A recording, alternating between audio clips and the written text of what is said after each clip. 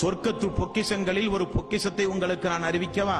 லா ஹவ்ல வலா குவத்த இல்லா பில்லா, லா ஹவ்ல வலா குவத்த இல்லா பில்லா என்று நீங்கள் சொன்னால் சொர்க்கத்தினுடைய ஒரு பொக்கிஷத்தையே அல்லாஹ் உங்களுக்கு வழங்கிவிட்டான்.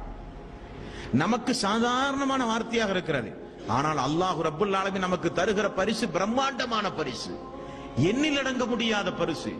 எந்த நேரம் அல்லாஹ்வுடைய ரஹ்மத், அல்லாஹ்வுடைய பர்க்கத்திற்குரிய மனிதர்களாகவே நாம் மாறி இந்த உலகத்திலே வாழுவோம். அல்லாஹ்வுடைய கண்காணிப்பு, அல்லாஹ்வுடைய அருள், அல்லாஹ்வுடைய கிருபை நம் மீது இருந்து கொண்டே இருக்கும் என்பா அந்த சொல்களே.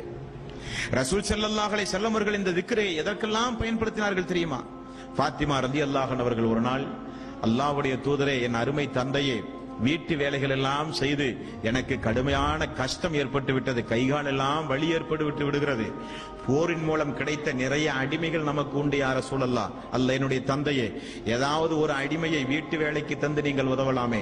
அலி ரலியல்லாஹு அன்ஹு அவர்களும் ஃபாத்திமா ரலியல்லாஹு அன்ஹா அவர்களும் ரசூல் ஸல்லல்லாஹு அலைஹி வஸல்லம் இடத்திலே வந்து முறையிட்டார்கள். தாய்மார்கள் நினைவு கூற வேண்டிய சம்பவம்.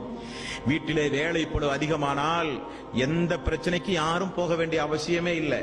அவர்கள் உள்ள தூய்மையுடையவர்களாக இருந்தால், அவர்கள் ஏகத்துவவாதிகளாக இருந்தால், அவர்கள் முழுக்க முழுக்க அல்லாஹ்வின் மீது தவக்குல் வைத்து நடக்கக்கூடிய தாய்மார்களாக இருந்தால், நபிகள் நாயகம் ஸல்லல்லாஹு அலைஹி வஸல்லம் அவர்கள் ஃபாத்திமா அவர்களுக்கு என்ன பதில் சொன்னார்கள் தெரியுமா?